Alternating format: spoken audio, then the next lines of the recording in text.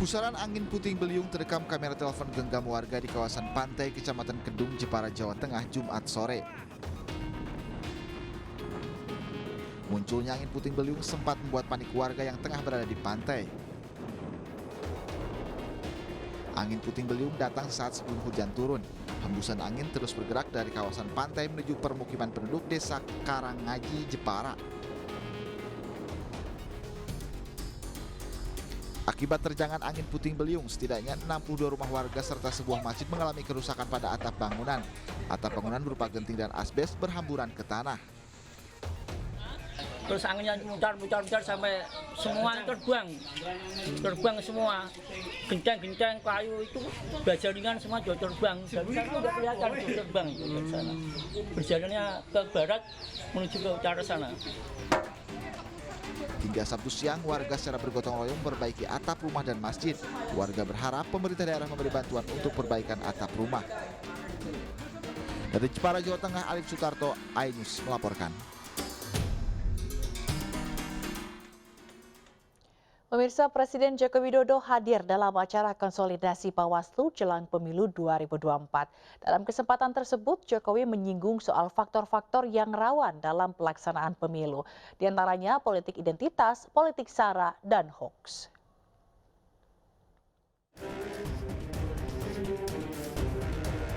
Badan Pengawas Pemilu Bawaslu RI menggelar konsolidasi nasional dalam rangka memantapkan kinerja dan soliditas pengawasan pemilu dalam mengawasi penyelenggaraan tahapan pemilu 2024.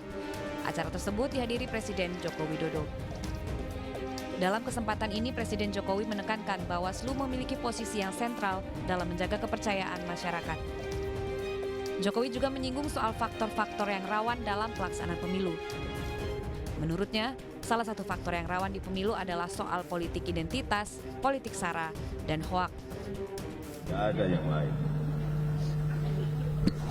Dan salah satu faktor kerawanan di pemilu-pemilu, di pilkada-pilkada itu adalah soal politik identitas, politik sara, dan hoax.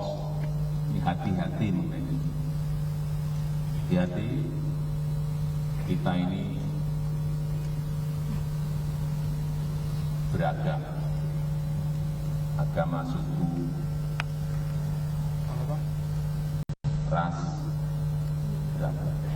Hati-hati kalau ada percikan kecil mengenai ini, segera diperingatkan, tidak usah ragu-ragu, segera peringatkan. Presiden Joko Widodo meminta Bawaslu dan KPU membuat aturan yang jelas, rinci, dan efektif. Jokowi juga berharap Bawaslu tidak hanya fokus mengawasi tahapan pelaksanaan pemilu 2024. Jokowi berharap pengawasan dilakukan terus-menerus agar selama tahapan pemilu serentak 2024, Bawaslu senantiasa bekerja cepat, responsif, dan selalu berada pada koridor hukum. Tim Liputan iNews melaporkan. Pemirsa, tenaga ahli Gubernur Sulawesi Tengah bidang investasi Roni Tanusaputra mendukung proses hukum proyek gedung DPRD Morowali Utara tahun anggaran 2016 oleh Komisi Pemberantasan Korupsi. Berdasar temuan BPK, negara dirugikan sebesar 8 miliar rupiah dari proyek gedung tersebut.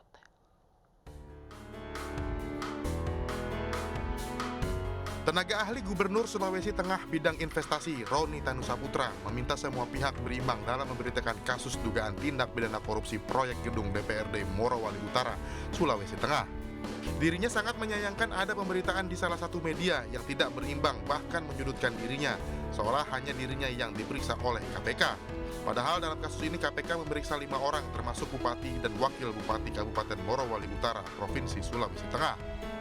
Kok yang disorot hanya saya, ya kan? Kalau berita itu berimbang, saya terima, ya, saya terima. Dan saya sudah bilang, saya sebagai warga negara yang baik akan mengikuti proses hukum semua. Tetapi jangan kita di framing seakan-akan kita ini sudah terpidana, sudah melakukan satu tindak pidana korupsi, ya kan?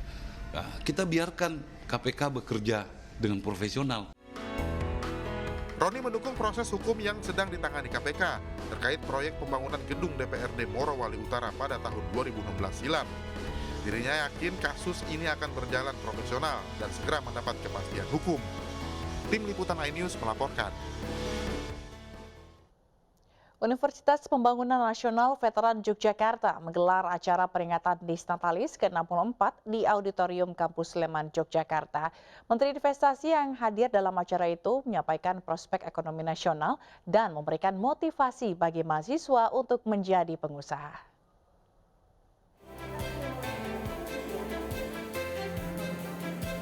Universitas Pembangunan Nasional Veteran Yogyakarta menggelar acara peringatan Disnatalis ke-64 di Auditorium Kampus Daerah Condong Catur, Depok, Sleman, Yogyakarta. Acara dihadiri oleh Menteri Investasi Indonesia Bahlil Lahadalia. Tema yang diangkat dalam Disnatalis ke-64 kali ini adalah transformasi ekonomi melalui hilirisasi inovasi, perguruan tinggi dengan kearifan lokal dalam rangka bela negara. Sebagai bentuk upaya yang dilakukan dengan mempercepat hilirisasi, inovasi untuk mendukung pembangunan ekonomi melalui transformasi struktural yang kuat. Tadi kan pidatonya untuk didorong menjadi wirausahawan gitu ya. Nah itu kemudian di kualitas kurikulum kita sudah mentransformasikan kurikulum ke outcome based education yang lebih berorientasi pada impact gitu ya, outcome dan impact. Jadi hasilnya harus terlihat bukan sekedar di proses dan output, tapi pada outcome dan impact. Ini sudah kita transformasikan kurikulum. Yang pertama bahwa hilirisasi ini kan menjadi agenda nasional. Karena ini bagian daripada transformasi ekonomi. Dan untuk melakukan ini harus semua pihak harus juga terlibat. Salah satu diantaranya kampus. Kenapa kampus? Karena temuan-temuan penelitian itu kan mereka. Contoh katakanlah sekarang kita lagi mengembangkan hilirisasi untuk timah. Yang tahu teknologinya, ramah lingkungan dan segala macam kan kampus salah satunya. Dan saya pikir di mana-mana antara pemerintah, kampus dan dunia usaha ini harus berbarengan. Dan ini yang sekarang kita sedang lakukan, kita galakkan. Dalam acara ini, Menteri Investasi Indonesia sekaligus Kepala Badan Koordinasi Penanaman Modal, Bahlil Lahadalia, mendapat piagam penghargaan Wimaya. Piagam diberikan sebagai bentuk penghargaan atas kepeduliannya terhadap UPN Veteran Yogyakarta. Dari Sleman, Yogyakarta, Tim Liputan iNews melaporkan. Pemirsa, Wakil Menteri Pariwisata dan Ekonomi Kreatif Angela Tanu-Sudibyo menutup Rapat Koordinasi Nasional atau Rakornas Kemenparekraf tahun 2022. Dalam Rakornas ini, Kemenparekraf berkomitmen akan semakin memajukan pariwisata di Indonesia sehingga mampu membangkitkan perekonomian nasional.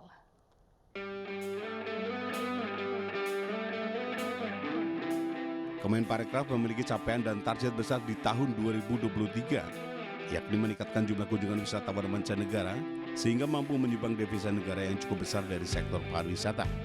Hal ini disampaikan Wamenparekraf Angela Tanu-Sudibyo yang juga Wakil Ketua Umum Partai Perindo Bidang Ekonomi Digital dan Kreatif dalam penutupan Rakornas Kemenparekraf 2022 di Jakarta.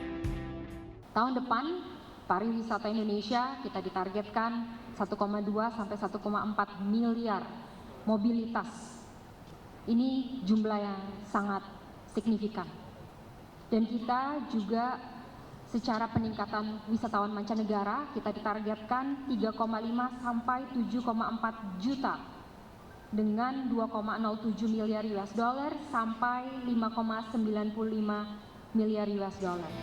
Dalam Rakornas ini, Kemenparekraf juga akan mendukung rencana pemerintah yang akan mengalokasikan anggaran 22,4 triliun rupiah untuk pembangunan 5 destinasi super prioritas.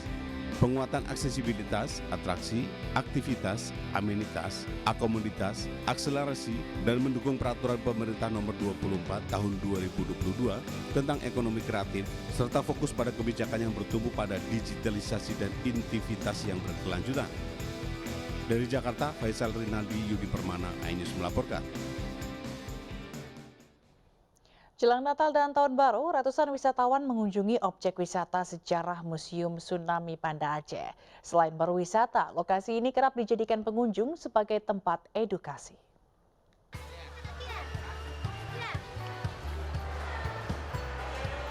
Mengisi libur akhir pekan, peringatan 18 tahun Tsunami Aceh dan Tahun Baru, ratusan wisatawan dari berbagai daerah memadati situs peninggalan sisa-sisa bencana alam gempa bumi dan gelombang tsunami Aceh 2004 silam.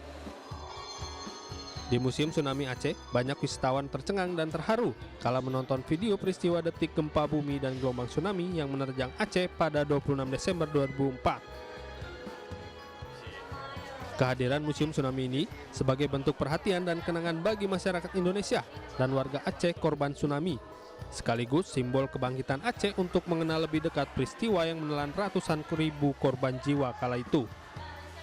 Dijaga pengalaman yang pahit yang terjadi selama 11 tahun yang lalu. Ya, ingin menghilangkan trauma-trauma yang ada, beri semua rakyat Indonesia mendukung supaya ini lebih baik lagi.